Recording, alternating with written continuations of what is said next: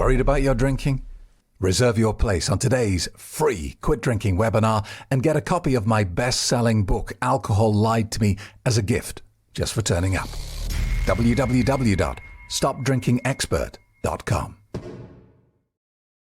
Hello, sober seekers. How are you? This is Craig Beck from stopdrinkingexpert.com and the author of Alcohol Lied to Me, a best-selling book that has helped hundreds of thousands of people to quit drinking without any of the usual nonsense. If you would like a free copy, go on over to the website stopdrinkingexpert.com and sign up for today's free Quit Drinking webinar. I'll tell you how my process evolved, how it works, and why it's so successful. So today, we're going to talk about learning through mistakes. Which is always the best way to learn. My wife and I, we're very different characters. She's very much about forward planning, preparation, rules, regulations, doing it the set way and not starting something until she's fully prepared. I'm the opposite. I'm like, look, let's just jump in and see what happens. And that infuriates her because I make a lot of mistakes. If I'm doing DIY projects or anything, I make a lot of mistakes. And she gets infuriated with me. She says, why didn't you plan? Why didn't you prepare? And I said, because that's not how I learn. I learn through making mistakes. And it's just the way that works best for me. All right, it's probably not the most effective, but it fits my character type. Now, that's great, but it can be painful, can't it? If you make serious mistakes, you learn valuable lessons from it, but it costs you a lot. And sometimes it costs you pain inflicted on other people as well. And that's certainly true with quitting drinking because, one thing that drinkers say when you question them about their drinking is, keep your nose out of my business. It's my body. I'm only hurting myself. What's it got to do with you? But that's not true, is it? If you've got a drinker in the family, that's not true. They're not just hurting themselves. They're hurting everyone who cares about them, especially children in the household, because they're actually not only hurting them in the present moment, they're setting them up for a lifetime of pain in the future as well by conditioning them to the reality that is full of alcohol. So it can be painful learning the lessons of alcohol. The less painful way to do it is to learn from other people's mistakes. And that's part of the reason why the book works and the course works, is that I've been there and I've done it. I've made all the mistakes. I've done all the stupid things that you do when you start to struggle against alcohol. I tried to moderate my drinking. I came up with silly rules for my drinking. I said, I'll drink a glass of water for every alcoholic drink. I said, I'll only drink on special occasions. I said, I'll only drink at the weekend and never during the week. It's all nonsense. It's all garbage. So I've heard it all before. And I think that's why it's so valuable that we're all together as a community. We can learn from each other. So today I wanted to share an email with you. It's quite a long one. And normally I just skip through the long emails, but I'm going to read this one in full because I think it's quite a valuable lesson. And it might reach a few people who are just about to make the same mistake. So let's bring up the email from Jim. Thank you for this, Jim. I'm going to put my glasses on because I'm old. And let's go through it. Hi, Craig. I know you've said people always email you saying that they've got you, as in they found a reason, they found a way to control their drinking. Well, feel free to read mine out because I've really got you this time. And all it took was a spreadsheet and a quick look at the NHS website. So the NHS is the National Health Service in the United Kingdom. I was a very heavy drinker from the age of 14. I stopped for a few years, but always envied social drinkers.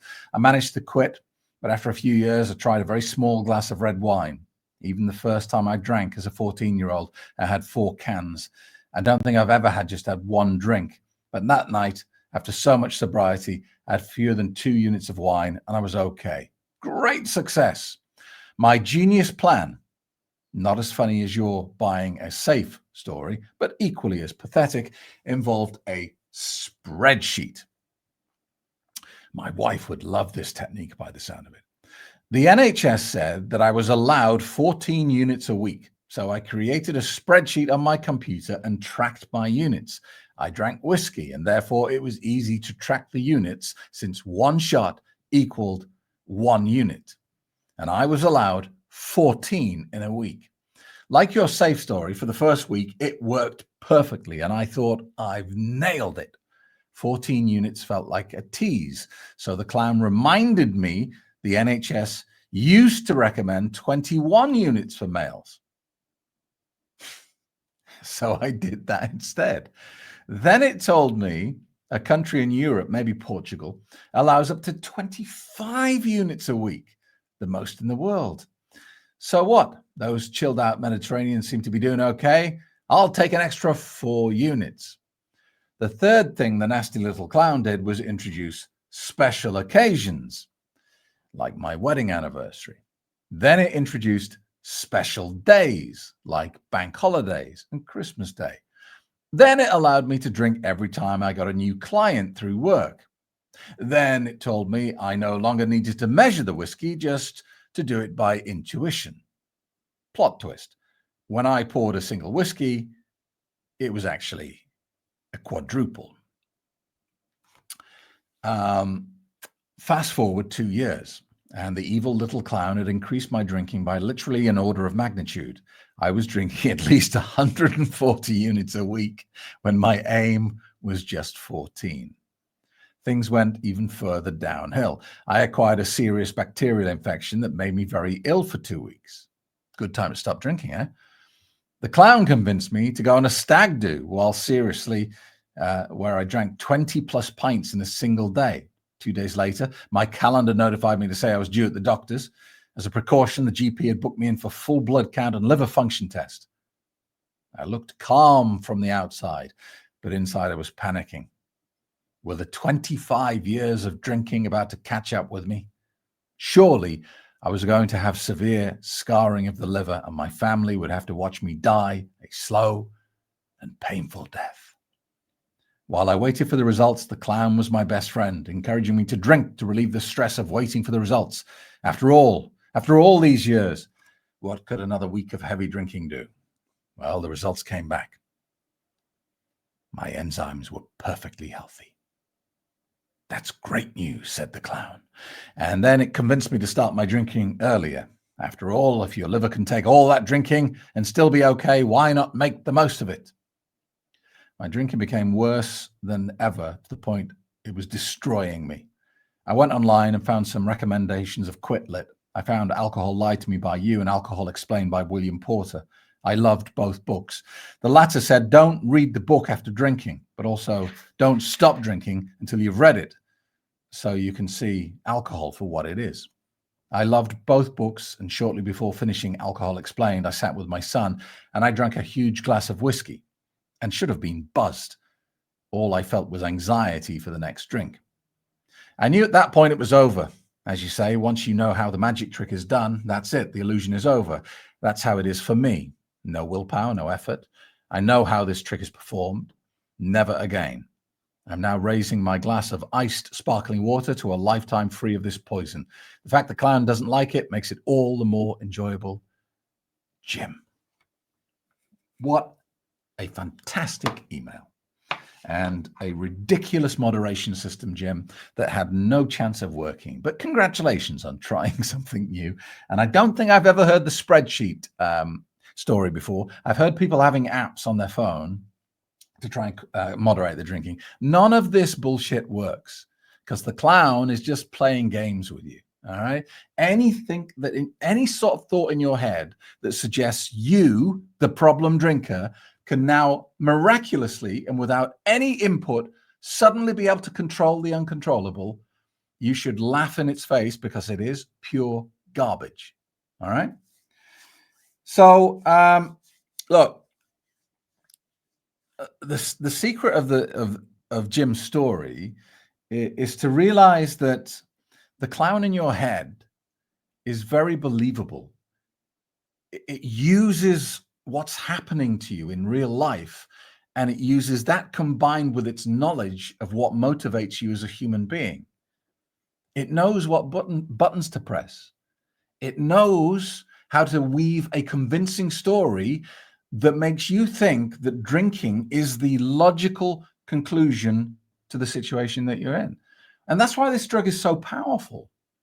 because, and it's so difficult to fix. You know, if you ever see ads on Facebook for things like hypnosis, and they're claiming that download this hypnosis track and it'll cure your alcohol problem, it's garbage. Because something off the shelf like that, as a standalone product, can't possibly understand how unique you are as a person and what's going on in your head. It's too blunt an instrument. And you're going to say, well, Craig, hang on a minute. You provide hypnosis. Yeah, I do. But at no point will I tell you that it is the solution to drinking.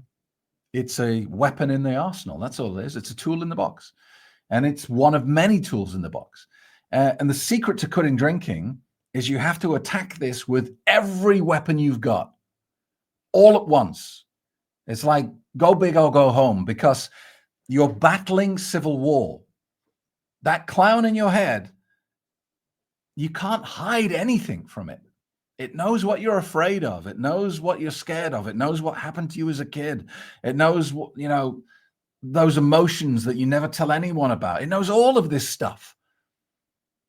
So it's very hard to battle an opponent that knows all your secrets. So you can't do it half-heartedly, and you cannot barter with the devil. And that is what moderation is. You're trying to do a deal with the devil. And unfortunately, only one of you in the deal has good intentions. You genuinely want to make the deal. The other party in the deal wants to kill you. There's no point having the conversation. There's no point thinking, maybe if I do this, I can moderate my drinking. It's not possible. Don't try it. You will fail. And it will be painful for you to fail. And you don't need to have that pain in your life, because there are people like me and there are people like Jim that have pre-failed for you. We can tell you with our hand on our heart that it doesn't work. So look, if you're at that point in your drinking career where you've acknowledged that maybe you have a problem, but you're not quite at the point where you want to stop, you still believe that social drinking is the solution, I just want you to let this linger in your subconscious mind a little bit. Because if you listen to the advice you're getting today, it's going to save you perhaps months, maybe even years of pointless struggle. All right. But make that decision soon. The sooner you make it, the better. I got an email this morning. Hang on. I can't show it to you because I don't want to reveal their email address, but it's from Kimberly. And it's in reaction to a video I sent out to the mailing list. She says, wow, Craig, best video ever. I sincerely mean it. Thank you for your wise message to us all. I read the information as well as the attached email. Again, thank you. I just wish I could make the commitment to quit. I've got to want to do it, and I'm just not there yet. Thank you for all your help and care and compassion. Sincerely, Kimberly. So Kimberly's still very much in Stockholm syndrome, in love with the serial killer. And you've got to get to the point where you hear the usual nonsense and you just say, enough with this. This is not going to be the rest of my life. And I'm here to help you do that. So if you need more help, check out the website, stopdrinkingexpert.com. If you go right down to the bottom, you'll see there's a blog section. It takes you through to thousands of articles on all aspects of quitting drinking, all free, all with videos. So go and check that out now. And if you're serious about quitting, get yourself down there and register for today's free quit drinking webinar. Thanks a lot. See you soon. Worried about your drinking? Reserve your place on today's free quit drinking webinar and get a copy of my best-selling book, Alcohol Lied to Me, as a gift just for turning up. www.stopdrinkingexpert.com